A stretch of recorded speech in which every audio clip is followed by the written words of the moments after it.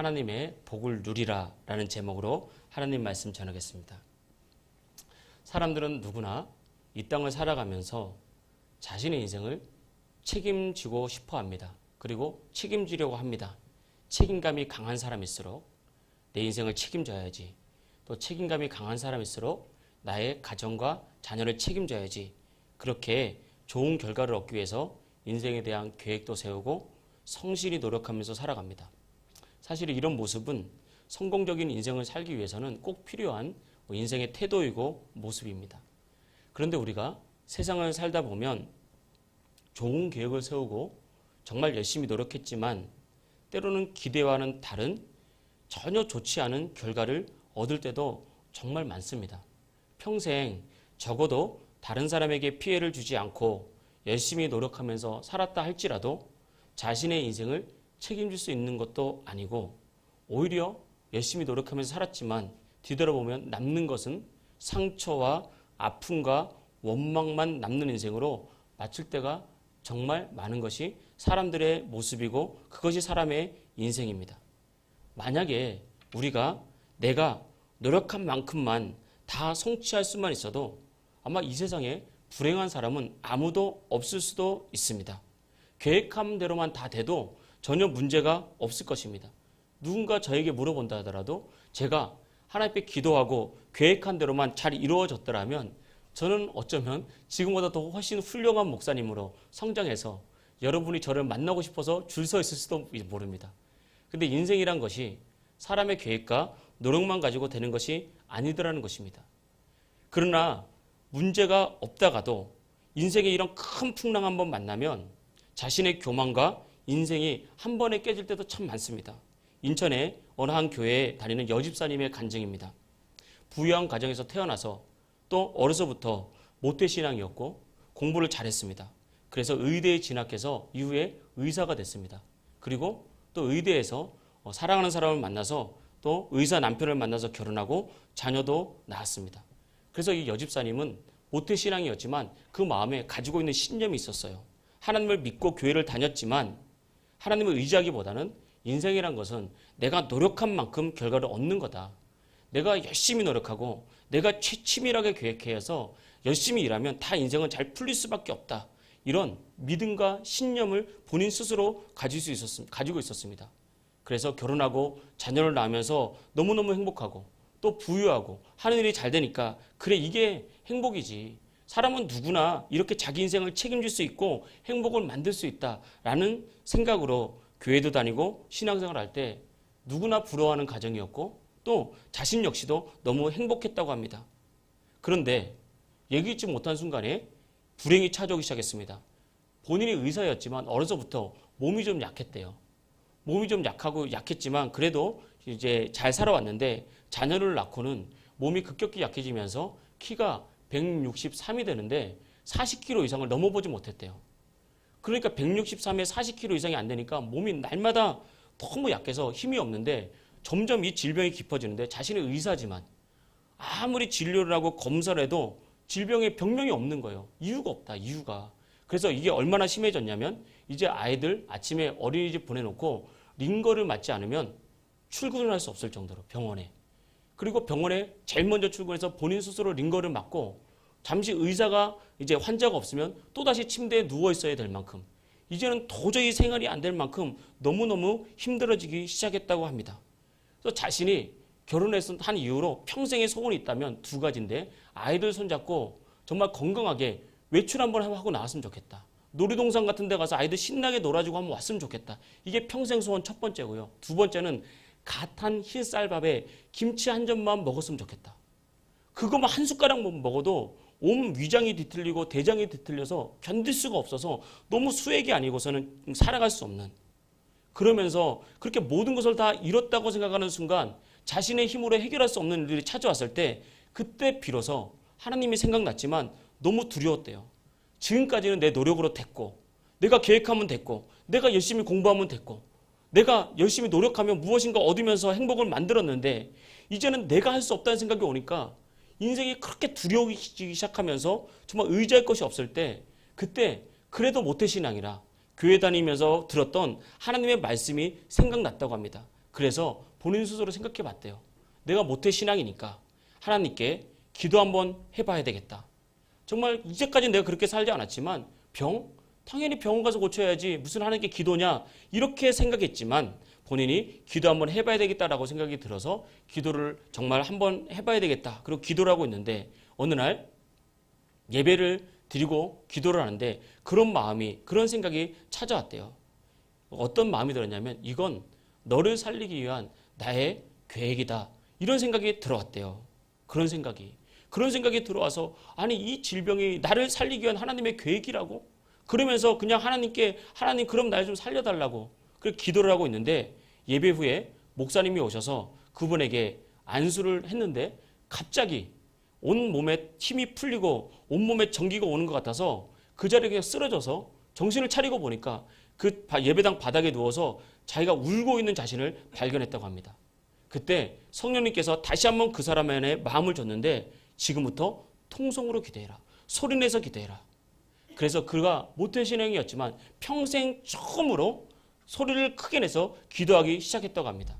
자기는 의사였고 또 논리적이었고 공부를 많이 했기 때문에 또 자기 노력으로 살았기 때문에 통성기도에 대해서 굉장히 부정적으로 생각했대요. 사람이 꼭 그렇게 소리내서 기도해야만 되냐. 마음으로 기도하면 되고 정말 진심으로 기도하면 되지. 그래서 부정적인 생각을 갖고 있었는데 그때 성령님께서 지금부터 큰 소리로 통성으로 기도해라 라는 감동을 주시면서 자기가도 모르게 큰 소리로 기도해서 한없는 눈물이 쏟아지는데 그게 교만이라고 깨달은 거예요. 그게 얼마나 큰 교만이었던지 그렇게 기도하면서 가슴을 치면서 하나님께 회개를 하고 하나님께 기도를 하기 시작했는데 정말 하나님이 살아계십니다.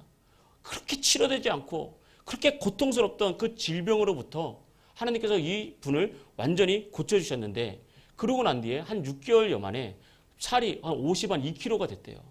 그래서 이제 너무 건강하게 딱 보기도 좋잖아요. 162에 63에 52kg. 어쩌면 모든 여성들이 원하는 그런 게 돼요. 그 몸도 힘을 얻으니까 하나님께서 또 병원에 복을 주시기 시작하는데 그전에는 의사가 피골에 상접해 있으니까 환자들이 와서 의사를 걱정했는데 지금은 하나님께서 의사를 그 개인 병원에 복을 주시는데 개인 병원이라는 게 아무리 잘 돼도 한계가 있대요. 그 이상을 할 수 없는 근데 그 한계치까지 이르도록 하나님께서 복을 주시면서 정말 더할 나위 없이 없는 은혜를 주셨다고 합니다. 그러면서 깨달은 거죠. 나의 힘이 아니구나. 내 노력이 아니구나. 내가 열심히 노력하고 성실히 일해야 되는 건 맞지만 그 결과를 주시는 분은 하나님이구나 라는 것을 깨닫고요. 이분이 그때부터 나 어차피 출근하기 전에 링거 맞았잖아. 출근하기 전에 교회 가서 기도하고 병원 가고 퇴근하고 나서 어차피 나 누워 있었잖아. 집에 가다가 교회 들려서 기도하고 가고 정말 성령 충만한 인생으로 하나님께 쓰임받는 인생으로 정말 예배의 모든 순간을 사모하는 인생으로 완전히 변화된 그런 간증을 했습니다. 우리가 이런 때가 있다고요. 우리를 믿고 살 때가 있습니다. 내 노력이 된다라고 자신의 신념으로 가득 찰 때가 있습니다. 그런데 인생을 살다 보면 어느 한순간 정말 나는 성실하게 살았는데 나는 착하게 살았는데 인생의 바람 한번 불면 정말 이게 아무것도 아니었구나라는 것을 확 깨달을 때 그때 여러분 나를 사랑하시는 그럼에도 불구하고 나를 붙드시는 그 하나님 기억하면 그 인생 반드시 다시 살아난다는 것입니다. 하나님도 우리에게 말씀하셨습니다. 화면 한번 넘겨주십시오. 잠언서 16장 9절 말씀에 보니까 사람이 마음으로 자기의 길을 계획할지라도 그의 걸음을 인도하시는 이는 여호와시니라. 사람은 자기의 인생을 계획할 줄도 알아야 되고 성실히 살 줄도 알아야 됩니다. 그러나 그 결과를 만드시는 분, 내가 계획한 대로 일을 순조롭게 이끄시는 분은 여호와 하나님이라는 사실을 잊지 말라는 거예요. 여러분 이 세상에 많은 사람들이 질병으로 고통당하고 있지 않습니까? 우리가 이거 질병을 가만히 보면요. 건강이라는 것도 그렇습니다. 내가 관리한다고 건강한 게 아니에요. 이게 다 그냥 오는 겁니다. 그냥. 어떤 사람은 평생 건강을 해서 관리했는데 질병이 찾아와서 그냥 병원에 입원해 있는 사람이 있고요. 어떤 사람들은 그냥 편하게 살아갔는데도 불구하고 건강한 사람이 있다 이 말입니다. 인생의 건강도 마찬가지지만 형통도 마찬가지고 번영과 축복도 다 마찬가지입니다. 내가 노력했다고 다 얻는 것이 아니라는 거예요. 내가 얻었다 할지라도 그것 때문에 더 고민하고 아파하는 사람도 정말 많습니다. 그래서 우리가 꼭 기억해야 될 것은 인생을 내가 계획할지라도 그 걸음을 인도하시는 분, 그 결과를 책임지시는 분 바로 주님입니다. 주님. 그렇기 때문에 우리는 언제나 주님 앞에 철저히 의지하고 주님을 바라보는 인생이 돼야 그때 비로소 오늘 말씀의 제목처럼 하늘의 복이 열립니다. 하늘의 복. 인생이란 것이 내가 노력해서 얻는 복이 있고요. 하늘의 복으로 살아가는 사람이 있다고요. 인생으로 노력해도 얻을 수는 있습니다. 그런데 노력해서 얻은 인생이 고통스럽고 힘들고 외롭단 말이에요. 그래서 여성들이 그렇게 살아가다가 어느 날 갱년기가 확 찾아오면 어떻습니까? 남편이 그렇게 원망스러워요. 자식들이 원망스러워요. 이 외로움을 어디 풀 줄 모르는 그런 인생들이 정말 많습니다. 이게 내가 얻었지만 내 힘으로 나의 의지로 노력하면서 사는 인생이에요. 노력과 성실이 나쁜 것이라는 것을 말하는 것은 아닙니다. 그런데 하나님께서 복을 주시면 내가 노력했음에도 불구하고 그것을 주님께 철저히 맡기고 살아갈 때 하나님께서 주시는 복이 있으면 그 사람은 가는 곳마다 열리고 되는 축복이 그분에게 반드시 임한다는 것입니다. 예수님은 이렇게 말씀하셨습니다. 화면을 넘겨주십시오. 마태복음 10장 29절에 보니까 참새 2마리가 한 앗사리온에 팔리지 않느냐. 그러나 너희 아버지께서 허락하지 아니하시면 그 하나도 땅에 떨어지지 아니하리라. 여기서 말하는 한 앗사리온은 지금으로 말하면 노동자 하루 일당의 16분의 1이에요. 그러니까 요즘 그냥 한 20만 원 따지면 12,500원. 그러니까 참새 2마리가 12,500원. 그러니까 한 마리에 약 6,000원 꼴이잖아요. 그러니까 쉽게 말하면 이 말은 아주 보잘것없는 것이라 할지라도 하나님께서 허락하지 않으면 절대 땅에 떨어지지 않는다는 거예요.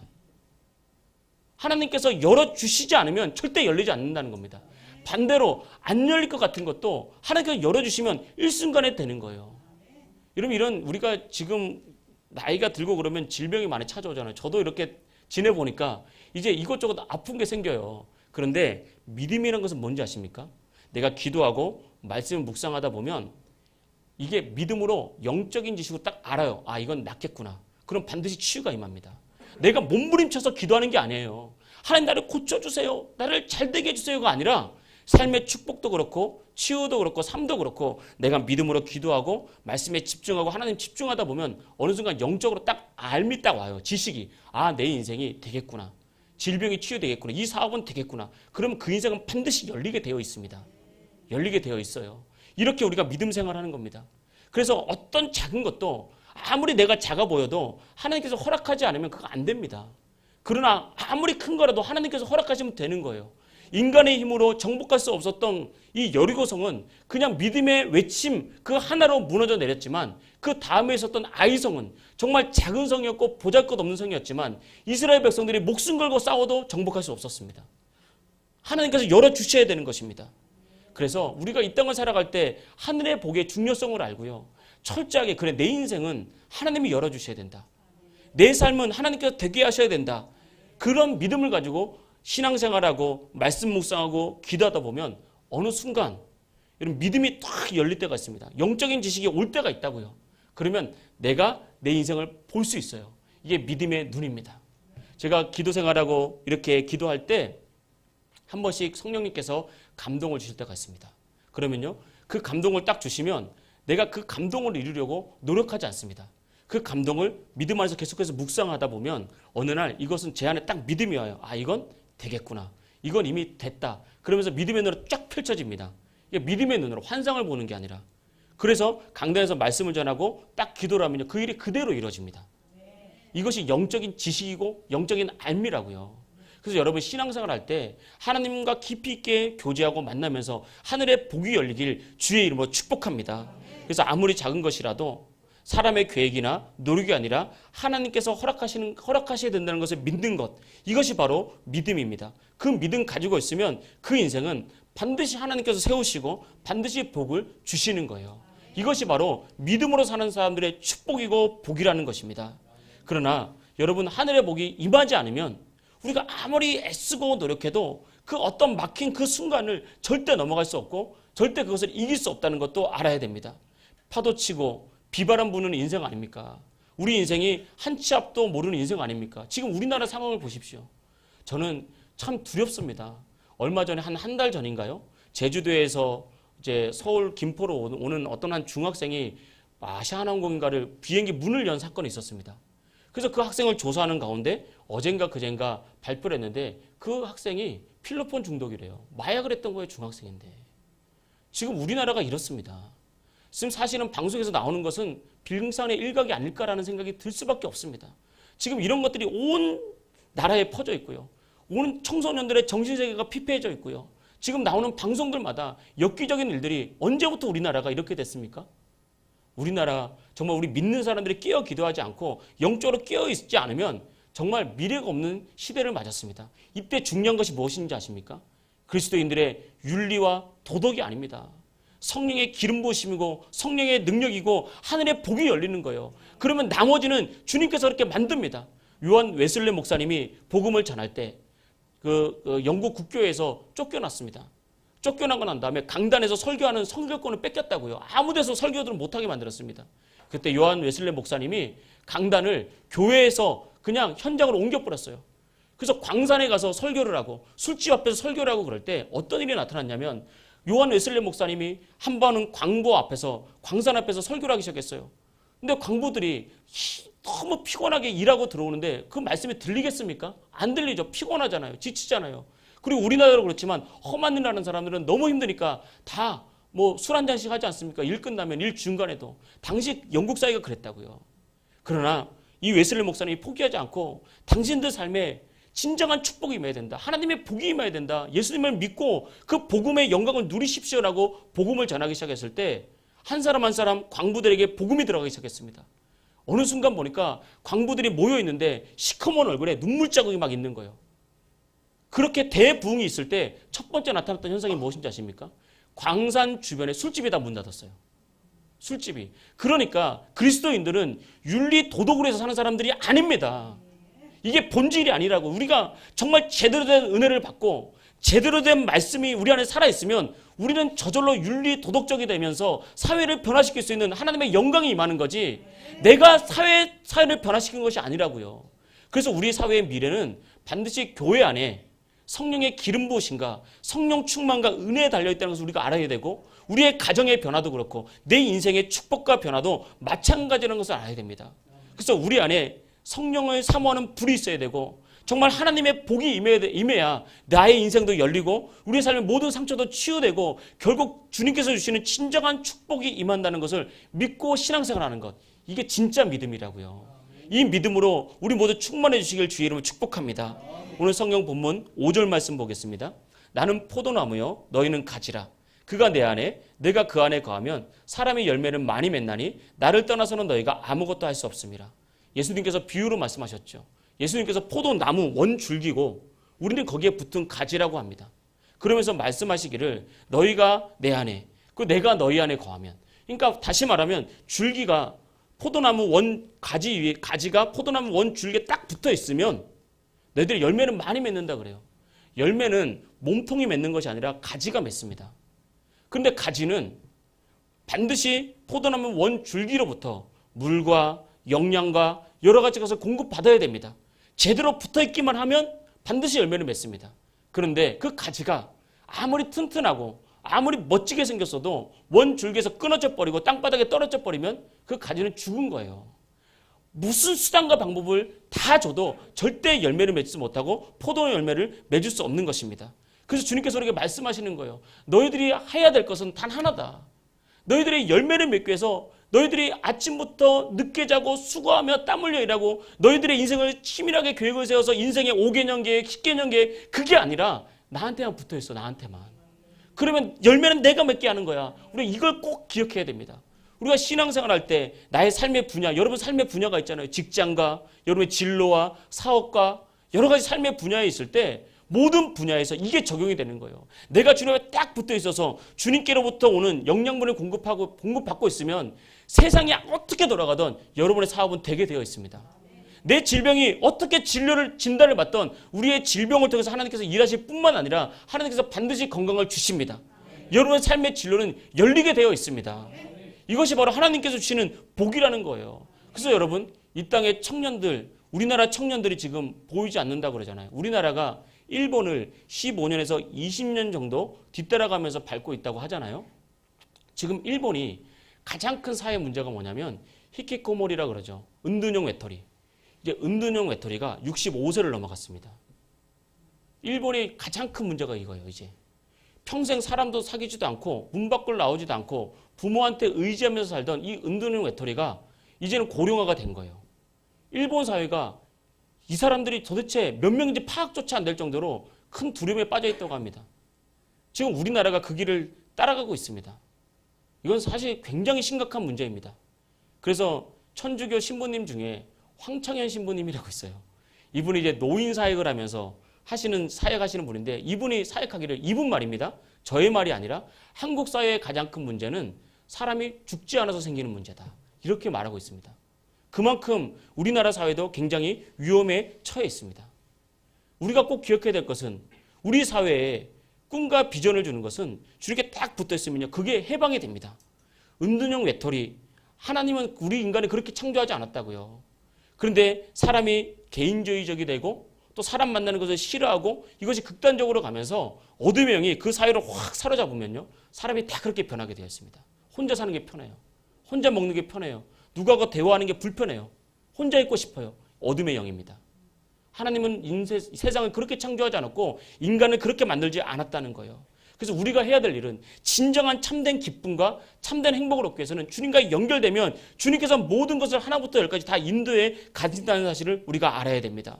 우리의 인생도 그래서 하나님께서 풀어주셔야 열리는 거지, 내가 노력한다고, 내가 이것저것 찾아다닌다고, 인맥을 쌓고 또 많은 사람을 안다고 해서 절대 풀리는 것이 아니라는 것을 우리가 알아야 됩니다. 7절 말씀 보겠습니다. 너희가 내 안에 거하고 내 말이 너희 안에 거하면 무엇이든지 원하는 대로 구하라. 그리하면 이루리라. 오늘 성경 본문은 정말 모든 사람이 갖고 싶은 말입니다. 너희가 무엇이든지 원하는 대로 구하라. 그리하면 어떻게 한다고요? 내가 이루리라. 주님께서 이루어 주신다는 거예요. 어떤 사람은 이 말씀 보면서 우리가 원하는 대로 다 구하면 그게 축복이냐라고 말하지만 축복입니다, 보니까. 그런데 전제 조건이 있죠.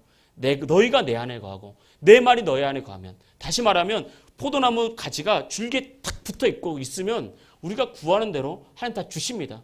그것이 인생이고 그것이 그리스도인들의 삶이라고요. 근데 어느 순간부터 이 말씀이 약해졌어요. 우리가 기도한 대로 다 주시자? 하나님께서 무조건 복만 주시냐? 교회 다닐 때 성공하러 교회 다니냐?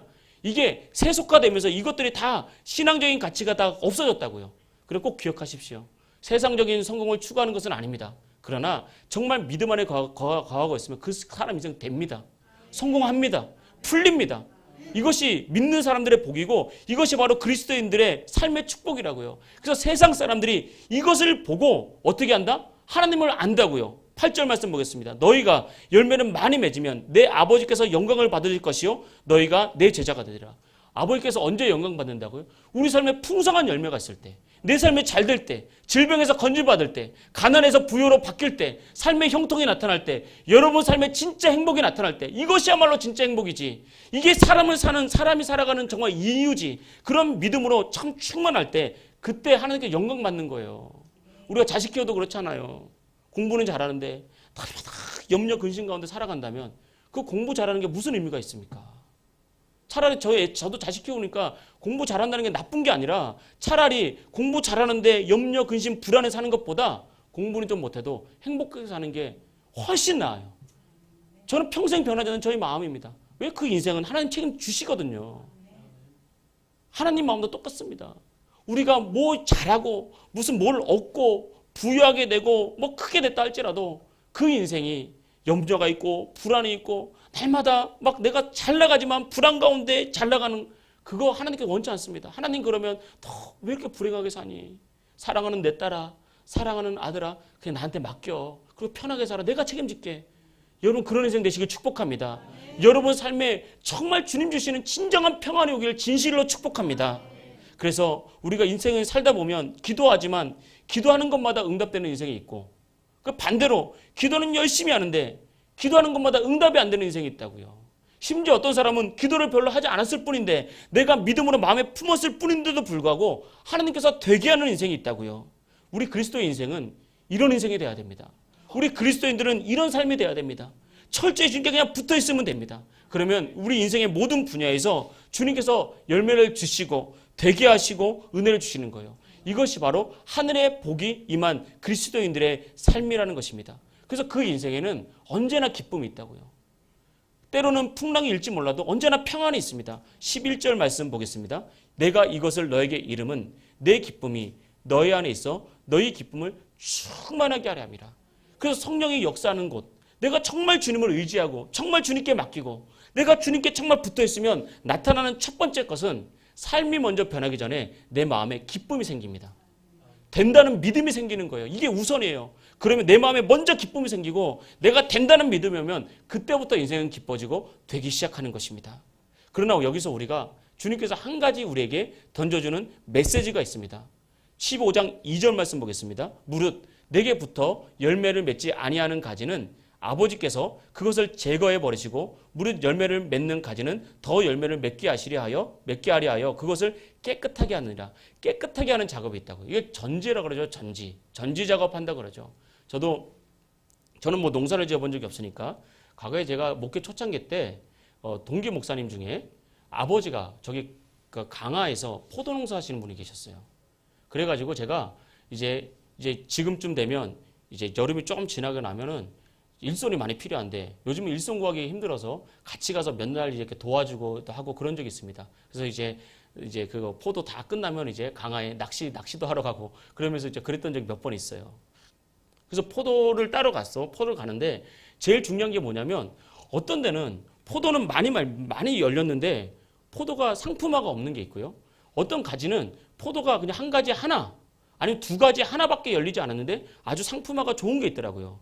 그래서 제가 물어봤습니다. 아니 여기는 왜 포도가 이렇게 많이 달렸는데 왜 이렇게 다 작고 이렇게 힘이 없냐. 그랬더니 그 목사님이 하는 말이 뭐냐면 이게 일손이 없다 보니까 가지를 쳐줘야 되는데 포도 그 열매를 하나 제대로 맺기 위해서 한 3-4개의 포도는 잘라줘야 되는데 그걸 놓쳤다는 거예요. 그래서 열매는 많이 맺혔는데 쓸모없게 됐다는 겁니다. 그래서 포도 농사에 있어서 아주 중요한 것 중에 하나가 가지치기. 그래 열매를 맺는다. 여러분 신앙도 마찬가지입니다. 주님께서 우리에게 포도 열매에 대해서 비유를 하고 있지 않습니까? 우리 삶을 살아가다 보면 많은 분야가 있죠. 우리가 직장 다니고 뭐 교회 다니고 집에만 있는 게 아닙니다. 많은 고민과 많은 계획과 많은 어떤 생각들이 머릿속에 복잡하고요. 또 살아가다 보면 삶에 많은 가지들이 있습니다. 이거 정리하라는 거예요. 그래서 어찌 보면 가장 능력 있는 인생은요. 회사 다니는 사람은 회사 집 교회. 학교 다니는 사람은요. 학교 집 교회. 목사님 그렇게 재미없어서 어떻게 살아요? 그럼 11절을 보십시오. 내 기쁨이 너에게 충만하리라. 주님 기쁨 주신다니까요. 영화 보지 말라는 게 아닙니다. 뭐 주말에 친구들하고 놀지 말라는 게 그게 아니라 본질에 집중하라는 거예요. 본질에 집중하면 나머지는 되게 되어 있습니다. 그래서 인생을 자꾸 단조롭게 만드십시오. 단조롭게. 가지치지 말고. 그래서 그냥 집, 교회, 학교. 집, 교회, 학교. 회사, 집, 교회. 회사, 집, 교회. 그럼 내가 뭐 꼭 가야 될 어떤 커뮤니티나 이런 게 있을 수 있지 않습니까? 그거 커뮤니티에 그냥 집, 교회. 그러면 되는 거예요. 그 나머지 필요한 것도 조금씩 해나가면 됩니다. 안 그러면요. 가지가 너무 많아지면 그 가지 속에서 많은 사람을 만나지만 다 나중에 쓸모없는 만남이에요. 그 속에서 우리가 내뱉은 말들 다 쓸모없는 게 되는 거예요. 그 만남들 다 무가치한 게 되는 거예요. 결과적으로 많은 사람들 속에 홀로 남은 그런 외로운 인생, 빈손 인생. 나는 열심히 살았고 많은 사람을 만났지만 빈손 인생 되는 겁니다. 이게 진짜 주님과의 교제와 만남이 있어야 되는 거예요. 이게 저 같은 목회자들이 정말 깨달아야 됩니다. 이렇게 말씀 전하고 성도들이 소소라도 같이 있을 때는 행복하거든요. 즐겁거든요. 근데 목사님들이 은퇴할 때 너무 외로워요. 너무 외로워서 은퇴를 놓지 못해요. 이게 주님 안에서 오는 기쁨을 흘려야 됩니다. 진짜 영성이 필요하다고. 진짜 영성이. 그러니까 보이는 영성은 가짜예요. 그 힘이 없습니다. 남들 보기에 저 목사님은 기도를 정말 많이 해. 의미가 없다니까요. 남들 보기에 기도 많은 게 뭐가 중요합니까? 하나님 보시기에. 하나님과의 교제 속에서 정말 영성이 살아있느냐. 이게 중요한 겁니다. 우리가 신앙생활 할 때도 저 사람 봉사를 너무 많이 해. 열심히 해. 그거 좋죠. 봉사 열심히 하는 거 아주 좋은 거죠. 그런데 하나님께 딱 붙어 있어서 하나님께 공급받지 못하는 인생은 봉사는 열심히 했는데 난 외로워요. 신앙생활이 너무 외롭고 힘들고 지치고 남는 것은 원망과 외로움밖에 없는 그런 인생이 되는 것입니다. 그래서 우리가 반드시 내 삶에서 무엇을 가지쳐야 될지 반드시 그것을 알아야 됩니다. 여기서 우리가 한 가지 꼭 기억해야 될 것은 성령님이 우리 안에 살아계시기 때문에 알려주십니다. 인생을 살아가다 보면 성령님이 이때는 멈춰라. 이건 가지쳐라. 이때는 또 달려라. 그때 성령의 음성에 민감하게 반응하지 못하면 나중에 분명히 문제가 생깁니다. 분명히 문제가 생기게 되어 있어요. 내 삶에 염려가 가득할 때는 사전에 성령님의 사인을 무시했기 때문에 그렇습니다. 내 삶에 실패가 막 가득 찾아와서 이제 더 이상 벗어날 수 없다는 생각이 딱 들 때는요, 그 전에 성령님의 사인을 무시해서 그래요. 성령님은 우리를 살리시는 분이기 때문에 그 전에 살 길을 다 마련해 주시고 우리를 자꾸 인도해 가시는데 그것을 무시하든지 아니면 세상에 너무 마음이 뺏겨서 그걸 듣지 못했든지, 그렇기 때문에 결국은 내가 어둠으로 계속 가고 있는 것, 열심히 살고 있지만 내가 열심히 살고 있는 것이 더 깊은 어둠으로 가고 있다는 것을 내가 미처 분별하지 못했기 때문에 인생에 어둠이 찾아옵니다.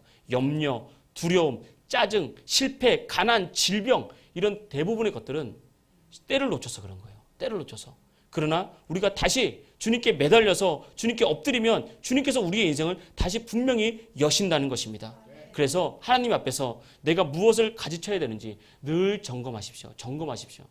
여러분의 삶을 자꾸 무엇인가 세상의 기준에 맞추지 말고 정말 하나님 앞에서 내가 주님께 더 깊이 집중하고 내가 주님께 더 깊은 교제로 나아가고 주님의 은혜 가운데 더 깊이 들어가는 데 있어서 내가 가지쳐야 될 것이 무엇인가, 내가 분주한 것이 무엇인가, 내가 마음 뺏기고 있는 것이 무엇인가, 아니면 내가 더 의지하고 있는 것이 무엇인가를 가지치면 반드시 하나님의 은혜가 그 인생을 탁 사로잡습니다. 그래야 됩니다. 마지막 예화를 하나 드리고 성경 말씀을 마치겠습니다. 성경에 보면 하늘의 복이 임한 대표적인 인물이 요셉입니다. 요셉을 잘 묵상해 보면 요셉은 언제부터 하나님의 복이 임했습니까? 요셉의 어머니가 동생 베냐민을 낳다가 일찍 죽었잖아요. 요셉의 아버지에게는 4명의 아내가 있었습니다. 그 중에 이 요셉의 어머니였던 이 라헬을 너무너무 사랑했어요. 너무너무.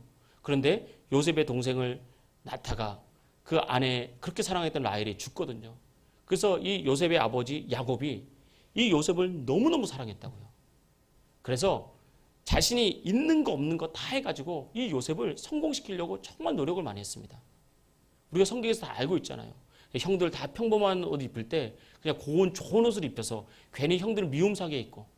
그래서 참 신기한 것은 요셉의 아버지가 요셉을 성공시키려고 그렇게 노력을 했는데 요셉이 아버지 야곱 밑에 있을 때는 시간이 가면 갈수록 불행해지는 거예요. 형들이 미워하는 거예요. 항상 외로운 거예요. 밤하늘의 별을 보면 행복해야 되는데 정말 아름답다. 정말 세상에 나가서 화려한 자연을 보면 정말 하나님께서 창조하신 세상이 너무 아름답다. 그런 생각을 가져야 되는데 밤하늘의 별을 보면 쓸데없이 아름다워가지고 나는 외로워 죽겠는데 이런 생각이 드는 거예요. 외로운 거예요. 지친 거예요. 그것이 바로 아버지의 능력 아래 있었던 요셉의 모습이었습니다. 근데 하나님께서 요셉을 살리기 위해서 복주기 위해서 그걸 끊어내버리잖아요. 그래서 엄청난 상처 가운데 형들한테 팔려서 인신매매돼서 그냥 애굽의 노예로 팔려버립니다. 그래서 팔려가요. 아버지의 사랑이 완전히 차단됐어요. 아들이 살았는지 죽었는지도 모르고 인생이 어떻게 될지도 아무도 몰랐어요. 그런데 놀라운 것은 이제 아버지의 손길이 닿지 않기 시작할 때 그때부터 요셉의 인생이 승승장구하기 시작했습니다. 왜 그렇습니까? 이제 요셉의 아버지는 야곱이 아니라 하나님이었기 때문에 그렇습니다. 하나님 외에는 의지할 것이 아무것도 없었어요. 하나님 외에는 바라볼 것이 아무것도 없었습니다. 너무 외로웠고 너무 무서웠고 너무 두려웠기 때문에 하나님과 연결될 수밖에 없었습니다. 그러니까 야곱이 가는 곳마다 하나님께서 복을 주시면서 오히려 야곱의 주인이 야곱을 두려워하고, 제수로 갔을 때는 간수가 야곱을 두려워하고, 이후에는 애굽의 총리가 되어서 바로 왕이 요셉을 통해서 온 애굽을 다스리게 할 정도로 요셉의 인생은 정말 되는 인생, 하나님의 복이 임한 인생이 된 것입니다. 답은 어디에 있죠? 하늘의 복이 힘있기 때문에. 요셉이 잘나서가 아닙니다. 요셉이 똑똑해서가 아닙니다. 요셉이 열심히 노력해서가 아닙니다. 요셉의 능력이 아니라 하나님이 함께하니까 하나님이 요셉이 가는 길마다 열어주는 거예요. 가는 일마다 되게 만드시는 거예요. 이것이 바로 축복이라는 것입니다. 이것이 바로 하늘의 복이 임한 것입니다. 저는 정말 여러분들의 인생에 하늘의 복이 열리기를 원합니다. 여러분들이 사업을 하면 사업이 열리고, 자녀를 키우면 자녀들의 인생이 열리고, 여러분이 직장에서는 승승장구하고, 이 하늘의 복이 여러분에게 임해서 정말 여러분 삶에 하나님의 영광이 무엇인지 여러분이 증거가 되기를 주의 이름으로 축복합니다. 그때 하나님 영광 받으시고 우리의 삶에 은혜를 주시면서 저와 여러분의 삶에는 정말 기쁨이 넘치는 그런 인생 될 줄 믿습니다. 반드시 주님 앞에 철저히 붙어서 풍성한 인생 되는 그런 인생 되시길 주의 이름으로 축복합니다. 할렐루야.